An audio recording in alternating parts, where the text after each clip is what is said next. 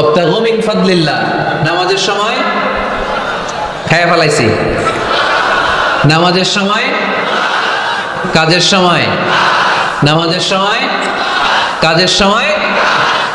ফাইদা কুদিয়াতিস সালাহ, যখন নামাজ শেষ হয়, ফান্তাশিরু ফিল আরদ, তা জমিরা দেখলে ওই রাস্তা রেখে দিয়ে অন্য রাস্তা দিয়ে হাঁটে, চিল্লায় পড়েন সুবহানাল্লাহ। এদিকে কি হয়েছে? লোক বেশি হয়ে গেছে। এই এলাকায় কি এটাই সবচেয়ে বড় মাঠ? এর চেয়ে বড় মাঠ আর নাই। কি হয়েছে ওইখানে? কি হয়েছে? ধাক্কা আসছে, ধাক্কা। বসেন না, একটু বসেন না।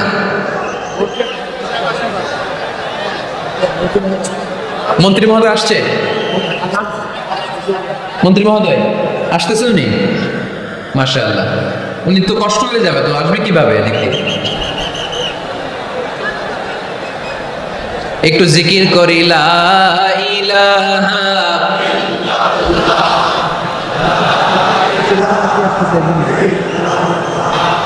বললেন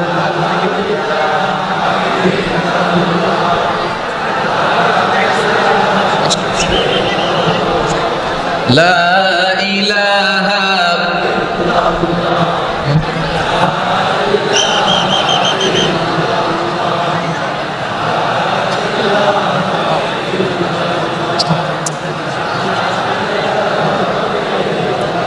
সুবহানাল্লাহ আলহামদুলিল্লাহ লা ইলাহা ইল্লাল্লাহ সুবহানাল্লাহ।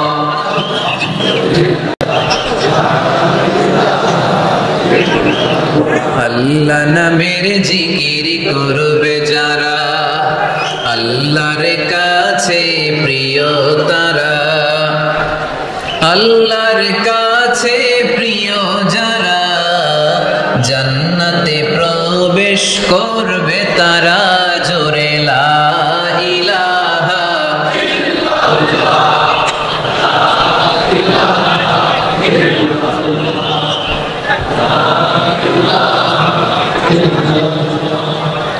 লা ইলাহা ইল্লাল্লাহ লা ইলাহা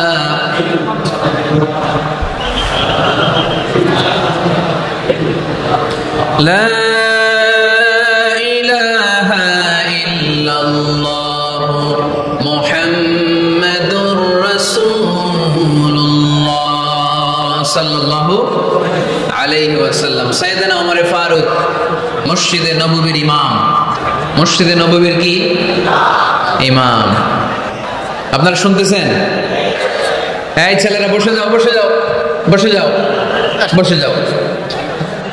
সাইয়েদনা ওমর ফারুক মসজিদে নববীর ইমাম। এদিকে তাকান, আমার দিকে তাকান, আমার দিকে তাকান। উনি প্রত্যেক নামাজের ইমামতি করতে আসতেন মসজিদে নববীতে। জোহরের নামাজে ইমামতি করলেন, ইমামতি করে দেখলেন নামাজ শেষ, সবাই বের হয়ে চলে যায়। এটাই ইসলামের নিয়ম, ঠিক কিনা? ফাইদা কুদিয়াতিস সালাতু ফান্তাশিরু ফিল আরদ ওয়াবতাগু মিন ফাদলিল্লাহ।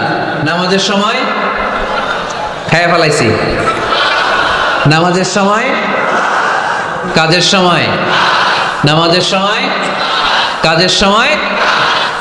ফাইদা কুদিয়াতিস সালাহ, যখন নামাজ শেষ হয়, ফান্তাশিরু ফিল আরদ, জমিনে ছড়িয়ে পড়ো। এটা ইসলামের আইন।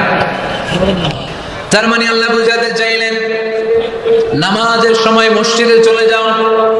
নামাজ যখন শেষ হয়ে যাবে, শিক্ষক চলে যাবে স্কুলে, কৃষক চলে যাবে ফসল খেতে, মেম্বার অফ দ্য পার্লামেন্ট চলে যাবে সংসদ ভবনে, ব্যবসায়ীরা চলে যাবে শপিং মলে, ঠিক কিনা?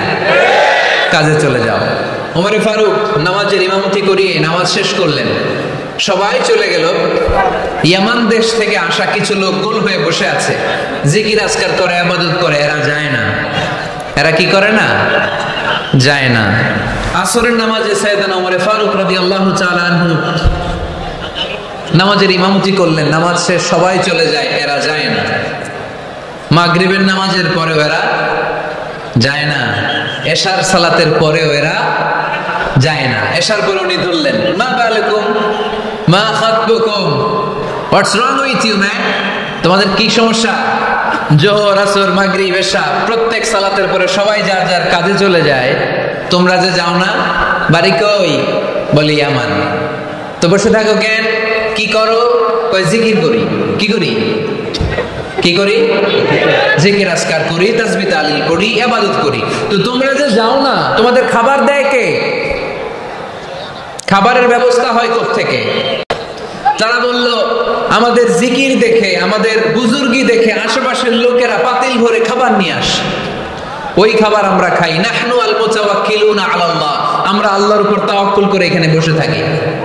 ওমরে ফারুক বললেন, সর্বনাশ, তোমরা যদি মুতাওয়াক্কিলুনা আলাল্লাহ হও তাহলে কেমনে হবে?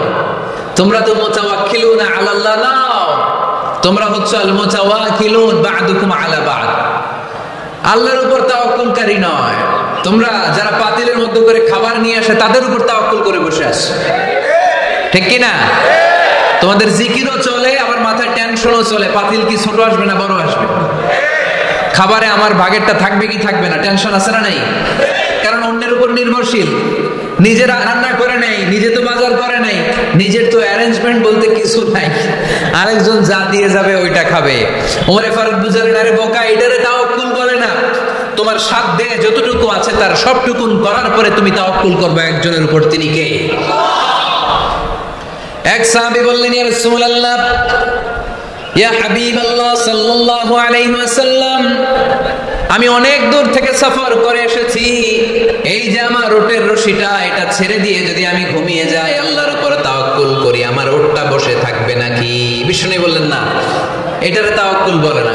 ওটের রশি রেখে দিয়ে ঘুমাইলে তোমার ওট দৌড় দিবে। এ আকিলহা সুম্মা তাওয়াক্কাল আলাল্লাহ, ওটের রশিটা আগে দড়ি দিয়ে ভালো করে গাছের সাথে বাঁধো, তারপরে তাওয়াক্কুল করবে একজনের উপর, তিনি কে? আগে বাঁধতে হবে, তারপরে তাওয়াক্কুল, আগে কাজ করতে হবে, তারপরে তাওয়াক্কুল। এক লোক বড় হুজুরের কাছে দোয়া চাইছে, হুজুর আপনি দোয়া করবেন আল্লাহ যেন আমার একটা ছেলে সন্তান দেয়। কি দেয়? কথা বুঝে নাই বোধহয়। কি দেয়? ছেলে সন্তান দেয়। তো হুজুর অনেক দোয়া করে দিছে, বড় হুজুর, আল্লাহ তারে তুমি ছেলে সন্তান দিও। তো ছেলে সন্তান হয় নাই। তার পরের বছর এসে আবার হাজির, হুজুর একটু দোয়া করেন আমার জন্য আল্লাহ একটা ছেলে সন্তান দেয়। হুজুর আবার দোয়া করলেন, কিন্তু ছেলে আর হয় নাই। পরের বছর এসে আবার হাজির, হুজুর একটু দোয়া করেন। কি দোয়া করবো বাপ? বলে হুজুর দোয়া করেন আল্লাহ যেন আমার একটা ছেলে সন্তান দেয়। হুজুর আবার দোয়া করলেন। এর পরের বছর এসে আবার হাজির, হুজুর ছেলে সন্তান। হুজুরকে ঘটনা কি? ঘটনা কি? এর সন্তান হয় না কেন? বললো, বাবা তুমি কি বিয়ে করছো? কই না। সন্তান হবে কোত্থেকে? আগে তো বিয়ের পর্বটা সার, তারপরে তাওয়াক্কুল করবি কার উপর? বিষ্ণু বললেন, তাগদু খিমাসান তারুহু বিতানান, পাখিগুলোর মতো যদি সকালবেলা তাওয়াক্কুল করে বের হয়ে যাও, প্রতিটা পাখি, আপনাদের গাজীপুর এলাকায় পাখির বাসা আছে নাকি? কি পাখি আছে? বাবুই পাখি, হ্যাঁ কি পাখি? সব আছে। তো এই পাখিগুলো এই গাজীপুরের বিভিন্ন গাছপালার উপরে যে নিড় বানিয়েছে বাসা, দেখবেন সকাল বেলায় এই পাখিগুলো আল্লাহর উপর তাওয়াক্কুল করে বের হয়ে যায়। এই পাখিগুলো জানে কোন জায়গায় ওর রিজিক আছে। এই পাখিগুলোর রিজিকের ব্যবস্থা করলো কে? সারাদিন শেষে পাখিগুলো আবার ওদর পূর্তি করে পাখিগুলোর নিড়ে ফিরিয়ে দেয় কে? জানে না কোথায় খাবার আছে।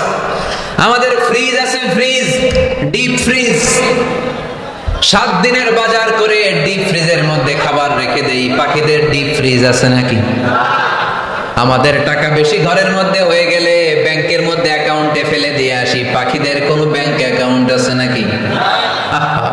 তারুহু তাগদু খিমাসান তারুহু বিতানান, সকালবেলা পাখিগুলো কিচির মিচির আল্লাহর জিকির করে বের হয়ে যায়। বিকেল বেলা প্রতিটা পাখির পেটে খাবার দিয়ে আবার ফিরিয়ে দেয় কে? এটার নাম তাওয়াক্কুল। ওমরে ফারুক বললেন, তোমরা যা করছো এটা তাওয়াক্কুল নয়। নামাজের পরে বের হয়ে যাবা, আল্লাহর জমিন যে আবাদ করবা, কৃষি কাজ করবা, ব্যবসা করবা, বাণিজ্য করবা, চাকরি করবা, আবার নামাজের সময় ঘরে আসবা। এর মাধ্যমে তোমার ঘরে যে হালাল রিজিকের ব্যবস্থা আল্লাহ করে দিবে, এটার নাম হলো তাওয়াক্কুল। পড়েন সুবহানাল্লাহ। গোটা জমিনটা আমাদের, গোটা জমিন আমাদের জন্য আল্লাহ দিয়েছেন। যেখানে যাবেন রিজিকের ব্যবস্থা আছে না নাই? আপনাদেরকে শোনাইছি না যে বাংলাদেশের পাহাড়ে কি চাষ হয়? ওখানে জুম রেখেছে আল্লাহ। মালয়েশিয়ার ক্যামেরুন হাইল্যান্ডে আল্লাহ ফলের বাগান, ফুলের বাগান রেখেছে। আবার আপনি সাগরের মধ্যে নামলে রিজিক আছে না নাই? কি আছে? মাছ। সুবহানাল্লাহ কইবেন না?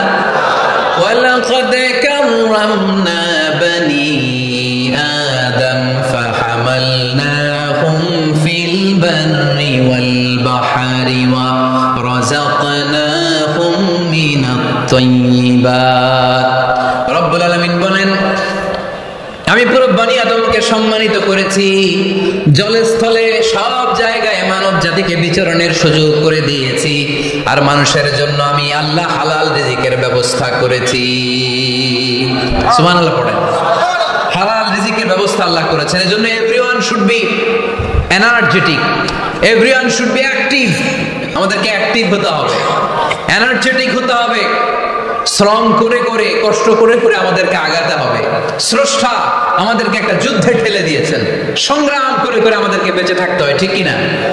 এই জমিনে যখন আমরা এসেছি তখনই আমি সংগ্রাম করেছি। বিশ্বাস করেন, একজন স্বামীর এক ফোঁটা বীর্যের মধ্যে যদি 20 কোটি শুক্রাণু না থাকে, কয় কোটি? আরো জোরে। 20 কোটি শুক্রাণু যদি না থাকে, 20 কোটি বা 2 কোটি শুক্রাণু যদি না থাকে, তাহলে ওই শুক্রাণু থেকে কোনো মানব সন্তান মায়ের পেটে জন্ম নেয় না। তাহলে চিন্তা করেন, ওই 20 কোটি শুক্রাণুর মধ্যে আমি একটা শুক্রাণু, ঠিক কিনা? এতগুলো শুক্রাণু ডিম্বাণুকে আঘাত করে অ্যাক্টিভ হতে চেয়েছিল, ওই 2 কোটির মধ্যে বাকি সবগুলোরে হারিয়ে চ্যাম্পিয়ন হয়েছিলাম সেদিন মায়ের গর্ভে। আমি চিল্লাই বলো ঠিক কিনা?